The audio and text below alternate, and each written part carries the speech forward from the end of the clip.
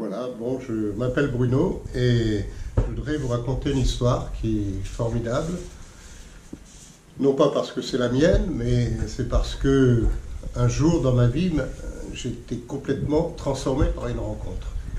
Alors, ça remonte à très loin, mais il y a 40 ans de cela, j'avais un bon métier, j'avais une belle famille, une belle femme, des beaux enfants intelligents, j'avais 3 voitures, j'avais 2 maisons, je gagnais beaucoup d'argent, mais j'en dépensais encore plus.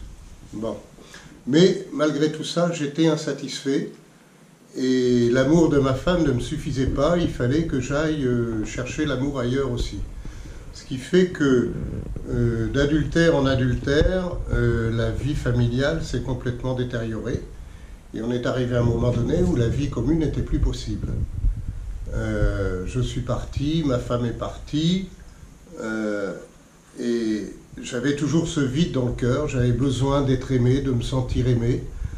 Et j'ai continué mes recherches, mes conquêtes. Un jour, j'étais donc séparé, pas divorcé encore, mais séparé. Et un jour, j'ai rencontré une femme qui m'a parlé de Jésus.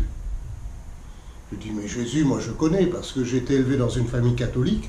Même mes études, je les ai faites dans même une faculté catholique à Lille.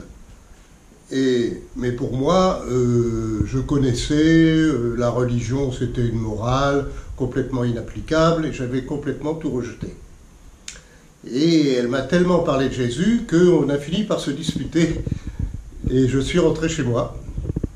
Et le soir, je me suis dit quand même, tu as été vache avec cette femme, tu vas lui écrire un mot d'excuse.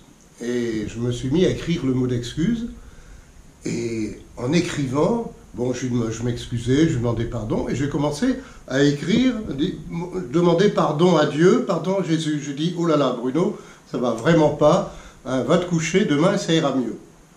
Et ce soir-là, j'ai dormi comme un bébé. Le lendemain, je me suis réveillé, j'ai lu cette lettre, et je me suis dit, il n'y a pas, c'est vraiment bien, j'étais dans la même paix, je l'ai envoyé à cette femme, que je connais toujours d'ailleurs, on est devenus très amis. Et évidemment, elle l'a reçue, comme elle était chrétienne, elle m'a invité à des réunions dans son église. Je suis rentré dans une église, j'ai vu des gens sympathiques qui essayaient de vivre leur foi d'une façon normale, naturelle, le plus proche possible des Écritures. Ça me changeait complètement de l'idée que j'avais de la religion. Et je me suis rendu compte, évidemment, que j'avais complètement détruit ma vie, par mes adultères, j'avais fait souffrir tout le monde. Et là, évidemment, je n'avais plus qu'une seule ressource, c'était de demander pardon à Dieu, de demander pardon à Jésus. Et ce pardon est venu. Il a même enlevé toute la honte que j'avais. Et j'ai commencé à vouloir...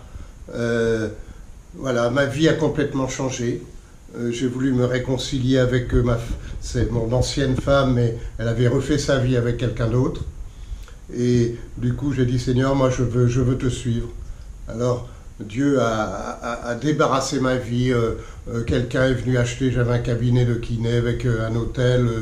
Il m'a racheté. J'avais une autre maison de campagne, il m'a racheté un camping-car. Je n'ai rien fait, tout s'est vendu. Et j'ai dit, ok, Seigneur, moi, je passe ma vie avec toi. Et je peux vous dire que ça fait 40 ans que ça dure. Et c'est une vie exceptionnelle. Je me suis mis à aimer les gens, je me suis mis à aimer la nature, je me suis mis à aimer la vie tout simplement et à vouloir partager cet amour magnifique avec tous ceux que je peux rencontrer et que ça intéresse. Voilà. Donc, c'est une belle histoire qui continue jusque... Voilà. Je ne vais pas commencer à parler d'éternité.